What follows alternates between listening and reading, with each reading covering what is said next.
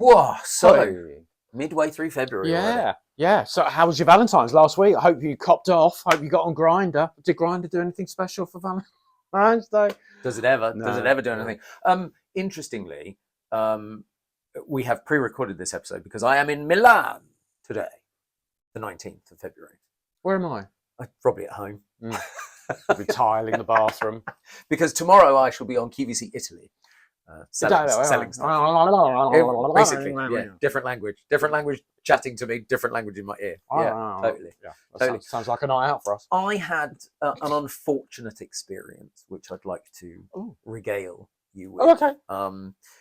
And I think that the embarrassment of it, you will feel physically like I did. And I genuinely have no idea what he's going to talk about. So I was chatting to a very nice young man who I have met a couple of times, and we were having a conversation about manscaping. Getting rid of it. And I wrote, I'm embarrassed just even telling this story. I wrote a fairly graphic sentence because he had asked a question specifically. I wrote a fairly graphic sentence. And and sent it to the wrong person.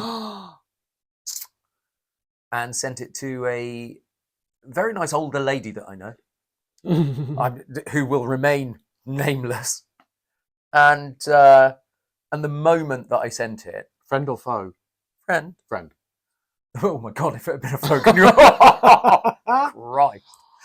So I sent this, and like the color drained from my face. And on WhatsApp, you can't unsend something. Okay. No, you can't. You can change it. No, you can unsend. Okay. Panicked. Yeah. So didn't unsend. Deleted the entire conversation, which doesn't unsend anything. No. Just deletes it on your phone. Yeah. So I had to get it back, then send, sorry, that message was for another message stream, really sorry. At which point she sends back, okay, thumbs up emoji.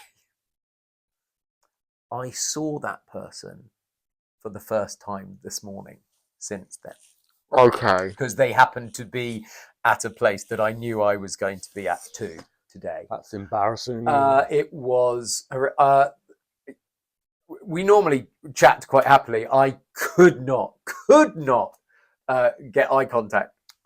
She would. It wasn't her. It was like I could not look. No, I'll show you how to unsend on WhatsApp. Yeah, please do. I think it was because I panicked. And I deleted the entire conversation just off my phone. By which time it was too late because you now can't. You can't go back and yeah. Well, not only that, but all you can do is block her. Still need to talk to her about certain things, and it's like so that was panic. Sometimes actually sends you in the complete. I hope that you're feeling the frisson of embarrassment like that. I mean, the only one I can relate to is not as personal as that, but I can remember a work one where I mean, thank God this wasn't work. This was work, and it was getting the company were hyping everyone up ready for an annual conference, and different people were doing different seminars, and they were trying to grab people to come to you could go to 5 of these mini seminars, and you have to, so of course they were all competing to see they could get the most people. And these emails were coming through. Some of them were coming through like 5 a minute. Oh, and it was just like it was in the early before you could mute conversations. Emails. These were emails, not WhatsApps. Yeah.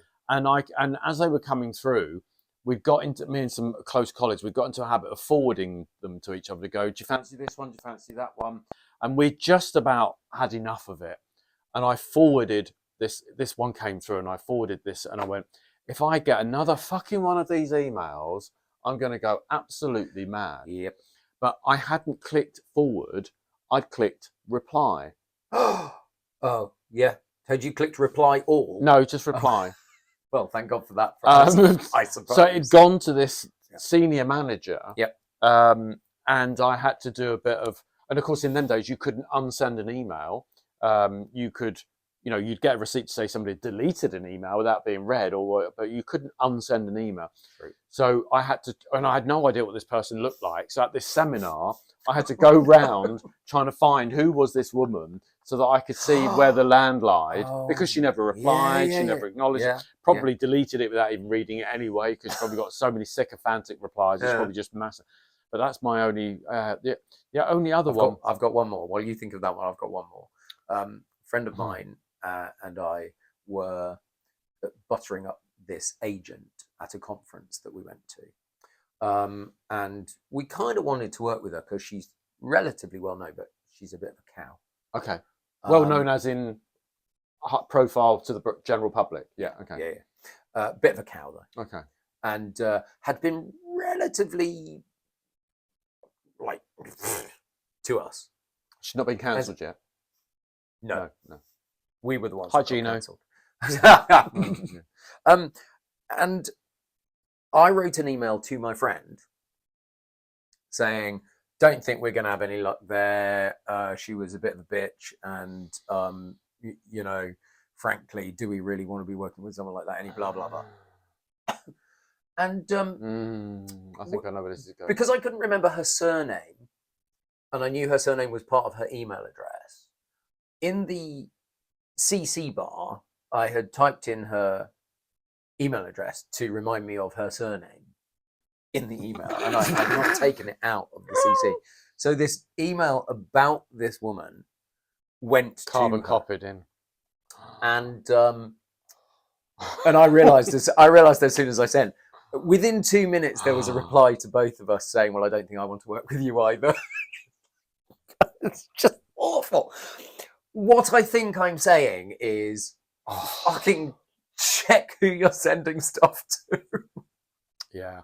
I mean, Apple have made it easy. You can unsend a message now. Can you? Thank God. The only difference is you can unsend them, but those little flash ups on the lock screen? Yes. They remain there. Oh. So with the little preview, so you click, I mean, a bit like Facebook, if somebody deletes a message. So always write a benign first line. So you can delete something, but the prompt is there. So, it tells you that you deleted something. It tells them that you deleted something. So now they're more inquisitive about what it was in the first place. So that first line. Yeah. But it's the same in WhatsApp. When you unsend something on WhatsApp, people then say, what was that? What did I miss? What was that deleted message I didn't see? It's like, you didn't need to see that. Interesting. And there was another email that you sent? It wasn't an email. It was being overheard talking about somebody. That you know that moment when you walk into a room and it goes silent and you don't acknowledge it, but you just know you're being spoken about. So now people have got clever not to go silent. They just quickly change the subject or laugh out loud, and so that they've got time to change the subject. Yeah. But I could remember somebody talking to me about a person. We've all been there. And that person's facing me, and in the distance I can see that person walking towards them. So you're trying to change the subject. You're trying to change the subject, and you're trying to acknowledge them and go but they don't. They just don't get it. And before you know it, you're quickly saying hi, so that they stop talking and turn around to see who it is behind them. But even that looks suspicious sometimes, isn't it? Even that looks suspicious, but. God, embarrassing moments at work, embarrassing moments with escaping, embarrassing moments. I think as I get older, I care less what people think. Older. Not. I'm never going to be as old as you. You'll be grumpy. It's like only. It's like the older I get, I tell myself the less I care. Yeah. I do. Well, we all care about our perception, but we care less about how we are. Particularly strangers, we don't care. We don't care. But I think interesting. Being on the telly has raised a bunch of new things again because I've been doing some more high profile stuff recently, as you know. So it lots more people are recognise me. It's like going, it's like I just tell them to watch Grumpy Old Gays, and then they go, "Well, we really think." I think sometimes standards have dropped so low in so many, not in your work, in so many things, that what would have been socially acceptable, what is socially acceptable now, 30 years, 10 years ago. Going to the supermarket in your dressing gown, for example, albeit in the evening or very early. But it's kind of like now.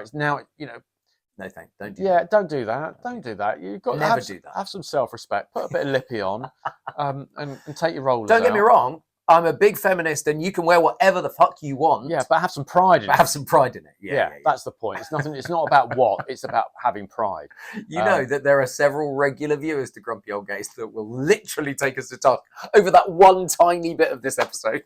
Supermarket etiquette is a whole episode on its own, but the whole going in. We might come back to supermarket etiquette. We've touched on it several times before, but there are lots of things not to do in a supermarket.